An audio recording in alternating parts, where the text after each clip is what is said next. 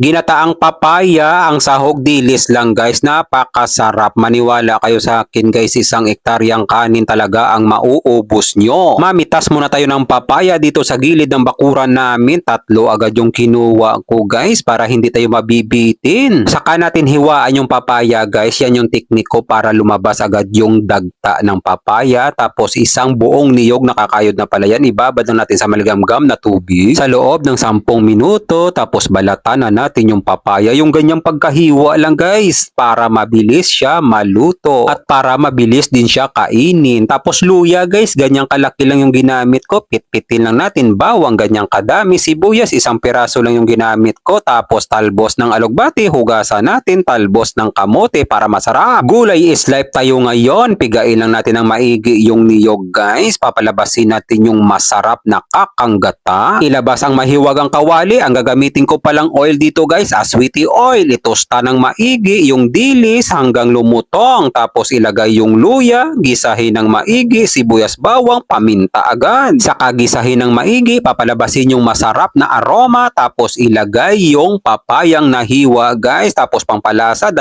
kutsarang patis, kaunting asin, chicken powder. Kung walang chicken powder, pwede bitchin. Gisahin lang natin ng maigi hanggang matuyuan guys. Mga 10 minutes lang guys, pwede na yan. Tapos pagkalipas ng 10 minutes, natuyuan na guys, ilagay na natin yung kakanggata. Pakukuluan natin to sa loob ng 20 minutes. Shout out nga pala sa ating mga kababayang OFW sa palagi nyong panonood. Maraming salamat. Ingat po kayo palagi dyan kung saang bansa man kayo. Pag malambot na yung papaya guys, tikman natin kung ano pa ang kulang guys. Napakasarap na talaga guys. Napakalinamnam, makrimi ang lasa. Ilagay na natin yung talbos ng kamote sa talbos ng alugbati, maraming sili para mahanghang pangpagana guys. Pakuluan na natin sa loob ng 3 minuto. Ayan na guys, napakasarap ng ginataang papaya na maraming talbos. Nako guys, isang ektaryang kanin talaga ang mauubos nyo. Napakasimple lang lutuin pero napakasarap. Shout out nga pala sa ating mga followers sa palagi nyong panonood. Ingat po kayo palagi dyan kung saang lugar man kayo. Guys, wag na natin patatagalin to. Dasalan muna natin. God, maraming salamat po sa biyaya na binibigay mo sa araw-araw. I-bless nyo po yung food na magiging silbing lakas sa katawan namin. Amen. Kain tayo guys. Kain Pinas. Sabaw muna tayo guys.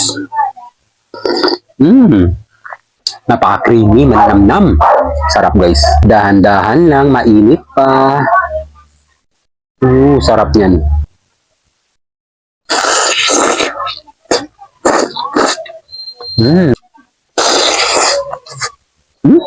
Sarap.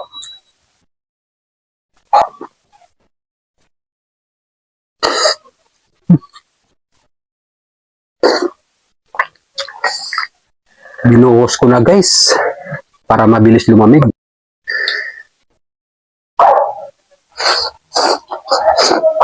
Guys, try nyo to ha. Napakasarap. Mahanghang lang. Pero masarap. Nakakagana.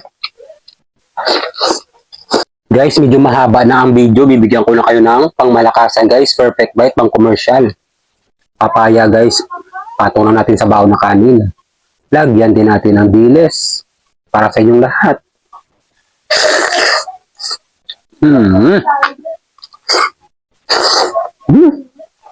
Sarap talaga, kampiyon.